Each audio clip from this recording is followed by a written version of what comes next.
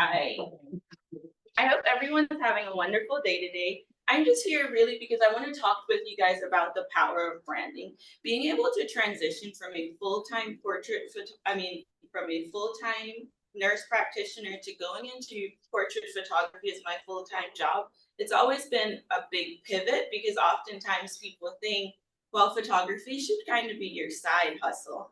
But I'll be honest with you, I've made more money in portraits than I ever did as a nurse practitioner with over 10 years of experience. And the reason why I decided that it was best for me to transition from such a corporate stressful job is because I didn't really like the lifestyle it had me living. I was working 12-hour shifts at the hospital constantly. I hated having to put in time for my PTO to go on vacation. It was almost like I understood, like I went to school, but this wasn't the human experience I wanted to have. So how do you change your entire brand from what you've learned through what society has conditioned you to do? Society makes it where it's like you have to go to school to do this. And I don't regret going to school. That's never it's never a thought. It was just a building block for me to realize like this is not where I want to spend the next 30 years. This is not where I want to spend the next 40 years. And I want to ask you guys to today be honest with yourself on how you're feeling. This will be a presentation on the power of branding, but it's not just branding for your business. It's branding for your identity and who you are as a person, standing true to yourself. And we'll swap over to the next slide. So, about me, I am a wife. My husband, Craig Murphy, is here today, who is not just my husband, but he's the husband who has supported me and helped me go through this transition, reminding me that it's okay to want to change, that it's okay for me to realize, hey, I did put so much time, 8 years of schooling into this job, but it no longer lights me up. So it's time for me to pivot and go into something that does bring me joy. But what is the long-standing thing in everything that I do as a wife, a nurse practitioner, a portrait photographer, and I'm also a hypnosis practitioner because I'm very aware of what goes on in our subconscious mind. And then certified mindset coach, because what I've realized is if you don't have your mindset correct, it doesn't matter what kind of jobs, what kind of opportunity you have. If you let the way that you grew up as a child still dictate your beliefs today, it will cripple you. I've met men and women who are in their 40s, 50s, and 60s, and they're struggling. And most of it is because of what's going on in here, not what everyone is outwardly seeing. So we can move over to the other side. I like to talk about what is your mindset? Do you have a clear identity on who is it that you want to be, what you want your human experience, or are you pivoting from different jobs to job just to make ends meet? Just like it's a rat race, you're just constantly running. But when you sit with yourself and you leave, how are you feeling inside? Because what I've learned in only my 32 years of life experience, it's been a rough one. I grew up in a home of trauma. I came here as an illegal immigrant. So standing before you, I should not be a nurse practitioner.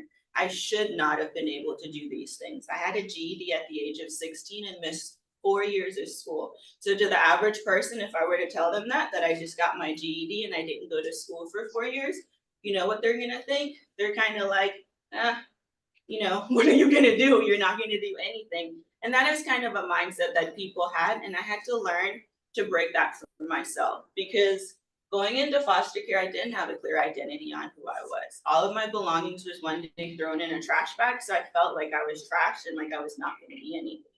And only thing that stood out was everyone saying you have to go to school, that way you can have a better job, that way you can make your life for yourself. And then I did that and I was like still depressed. I was like, I went through this school, I passed, I have my master's degree, and here I am sitting down at 27 years old, and I realized it doesn't make me happy. And then when I looked around at the people that I was working with these 12-hour shifts, they were much older than me. They had a lot going on in their lives, but they were still unhappy. And one of the main contributors that I noticed that it was their mindset and the environment that they were in. They were not flourishing as human beings. They want us to flourish as just worker bees. And I think that we are so much more than just worker bees. And sometimes we end up conforming ourselves into this little box. We say we're gonna go open this job, but then we feel like we have to do it the corporate way, like we have to present ourselves in a certain way. But what is the point of stepping into your own business if you still have to pretend to be something you're not? If you still have to hide who you are, how are you going to attract the people that think like you, that have the same belief that you have? How are you going to attract the people with that abundance mindset, right? Because you have to be careful who you are surrounding yourself with. A part of here that I like to focus on is what you focus on expands. And I like to take it back to the nursing in me. We have a different part of our brain and our brainstem called the reticular activating system. If you wake up and you jump on your phone and you look at something that's negative, you're telling that system to go on a side quest to find everything that's negative for the day. Now flip it, if you're around a friend that's like, it's a recession that's going on, people aren't making money, like there's no money out there, you're telling your brain, because your subconscious mind is always listening, whether we realize it or not, it's always active. You end up telling your mind that, oh man, money is hard to be made. But when you look at it and you think about the Super Bowl, tickets were $8,000, and I heard the Super Bowl was full. So that means that there's money circulating in our country, but how are you attracting it? Where is your mindset? Are you positioning yourself in places where it makes sense?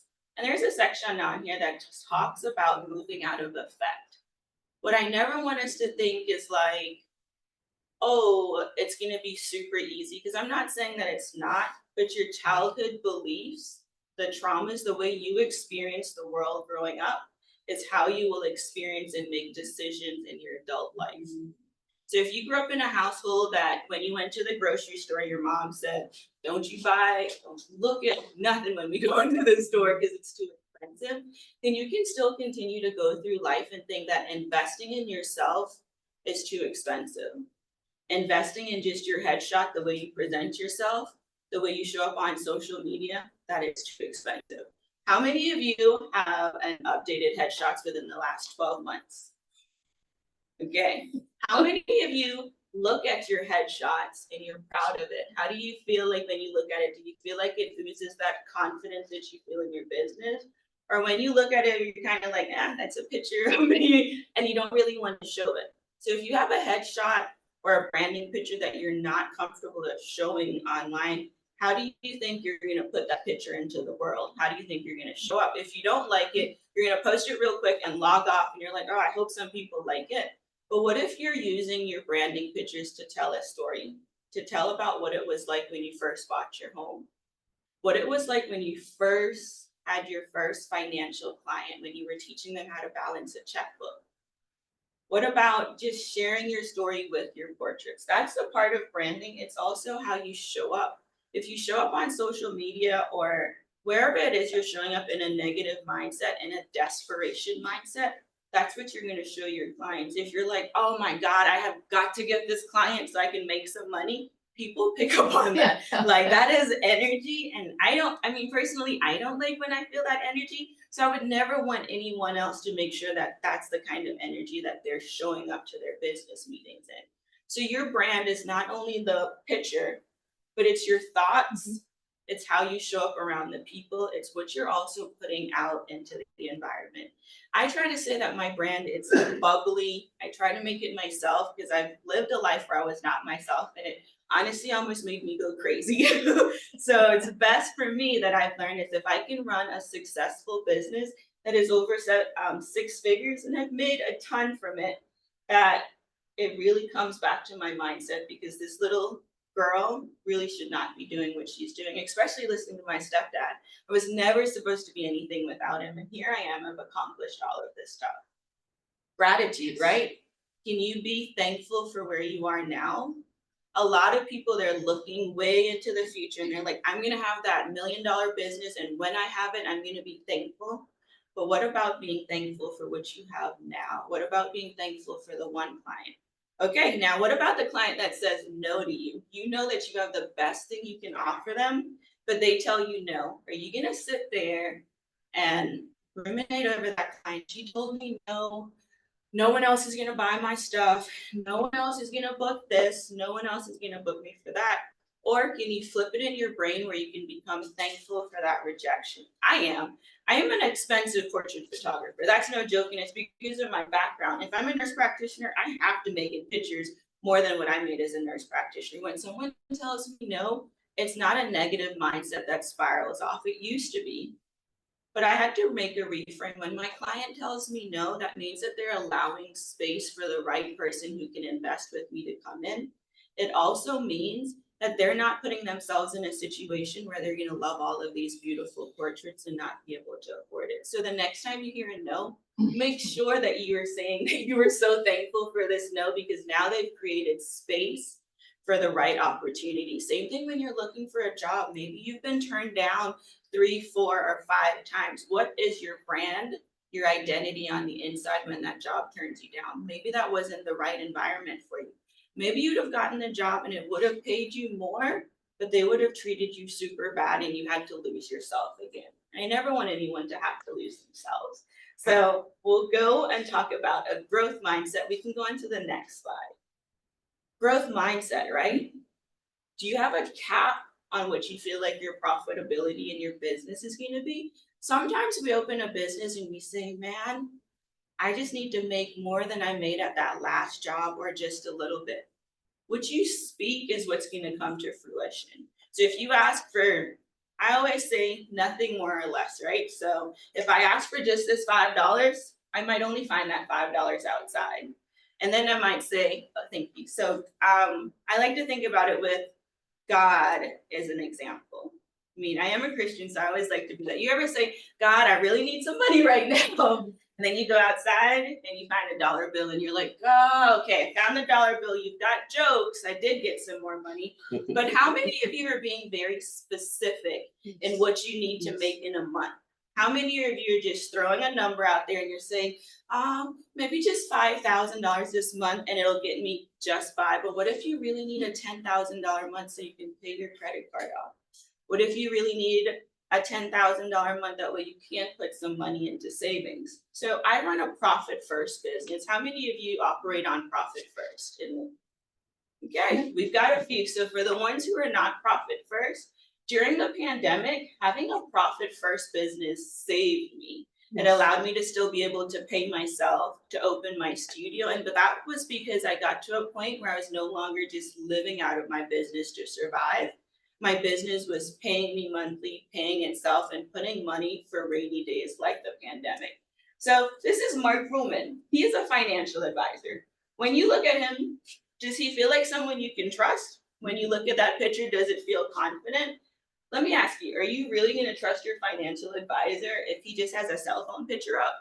You're my financial advisor. You're supposed to be saving me hundreds, thousands, and even sometimes millions of dollars. You can invest in your brand to make sure that your client can see that. It doesn't matter what kind of business you're doing. It takes 7 seconds to make a first impression. And if you're telling me that you can't take 30 minutes to find someone to get a picture of you that makes you feel confident, what are you telling me about your business? So make sure that you guys look into the profit first, especially if you have not yet, because that is a part of your brand. Being profit first allows me to make those investments in my business yearly that I need for marketing, updating my branding headshots, and updating pictures of the people who work with me in my studio. It allows me to pay my bills and still pay myself monthly. We can go on to the next slide. And then I like to ask people, what is your client experience that you are giving them as your brand? For me, I give my client a full service experience where they get to come in, have their hairstyle, have the makeup artist there, they do a wardrobe consultation. That way we make sure that they're looking their best. As you'll notice with my picture, it's not monotone. My clients, they love colors, and a lot of people love colors as well, but they feel like because they're in corporate or they're running their business that they have to be like stuffy or in black and gray. The regular population, they're getting tired of that stuff. We're tired of trying to see people fake it. We need you to be real. We need to know who we're working with. We don't want this copy paste idea that corporate America has written for us like it's a manuscript. It's not. So make sure that you have a wonderful client experience and make sure that it matches your brand. So we can go on to the next slide. And I want someone in the group Hello. In the group, who could describe their brand in 3 words? 4. 3. You can, if you have 4, that's awesome. Home care with a heart. Home care with a heart. Okay. Who else could describe? So that's kind of like you're saying, like, I'm a home care business with a heart. But what would be your 3 words if you could only choose 3 words? So, like, you have a heart. Does that mean your business is compassionate? Yes. Caring? And what else? What? Attentive. Okay. I'll go off what she said. All right. Who else in here? Because most of you guys have been in business for a long time. What are the 3 words you would say would describe your business right now if someone were to ask you that? So make sure that you think of that. Mine is transformative, confident, and fun. Because when someone steps into my studio, they are going to transform. They're not leaving the same person that they were before. And they're going to have a lot of fun, and they're going to feel confident in their picture. Every one of these people you've looked up there, some of them, it's the first time stepping in front of a camera, and they all look and feel good. So we can go on to the next slide, but I do want to make sure that you know what your 3 words are in your business, and make sure that your headshots show that, right? So these are my headshots. Would you say that this showcases someone who's fun, confident, and just like, that's me? Those are all different branding sides of me, speaking on stage and me being myself. And I did try to run my business with the suits and like all black, and it didn't work because then I wasn't being myself in my business. I find that I make the most money when I'm presenting as my true self. And I think that will be a lot of the same case for you guys in your business, because a lot of people, they do want to connect with you. They do want to hear your story. They do want to know how you've helped your clients, what their experience is, not just I can save you XYZ. How can you tie it in emotionally into your business? What is that money going to allow? What is helping? I'm going to use you for instance. What is helping that family move going to do? It's not just moving it, but it allows the family time to work together, to look back through memorabilia. Probably notice a lot of people do get emotional, and you know that you get to walk them through that. So you do have a company that's caring, and it's not just a moving project. Exactly. Yeah, and then let's go to my next slide. I think social media. I know people try to they're like, I don't really want to be on social media. Guys, everyone is on social media. Sometimes even your 80-year-old mom is on there. She might be swiping at cat videos, but they're on social media. So are the younger generation, right? And our middle-aged people. I guess we're middle-aged now. Yeah.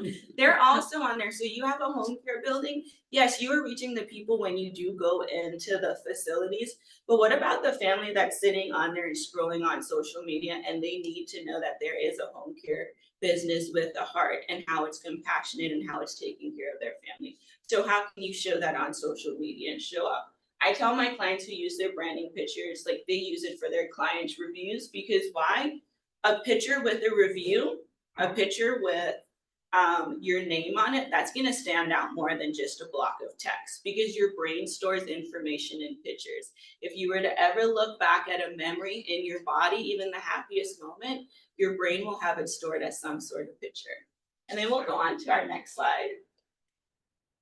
And this is some more tips of way my clients use their things on social media, just showing up that, just sold, you're seeing her face with it. So you know that when you think about, if you're out and you're like, oh my God, I need a real estate agent who sells houses or recently sold, that person's face, even before you think of their name, might come back to you. And then we can go to our next slide, networking like a boss. So obviously making sure that you're networking in here and in other places, but making sure that you show up and network authentically. Like, I show up as I am, and the people who take me, they take me, and the people who don't, well, then we just leave it and it's okay, because not everyone has to like us, but it's important to show up as yourself. I remind myself, not a lot of people like Jesus, so it's okay if they didn't like me.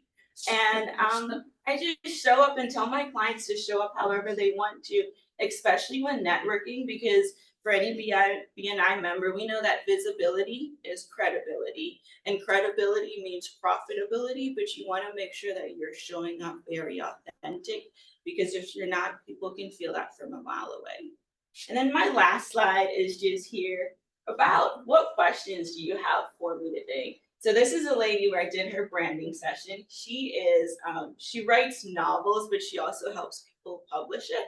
She's into like butterflies and colors, and she wanted to show herself. So for me, that image, when you look at it, you see a powerful, strong woman, and it makes you question who is she and what does she do. And she's still able to help people with their books, because the thing is, you do not have to wear a three-piece suit to help someone with their books. You can be yourself authentically.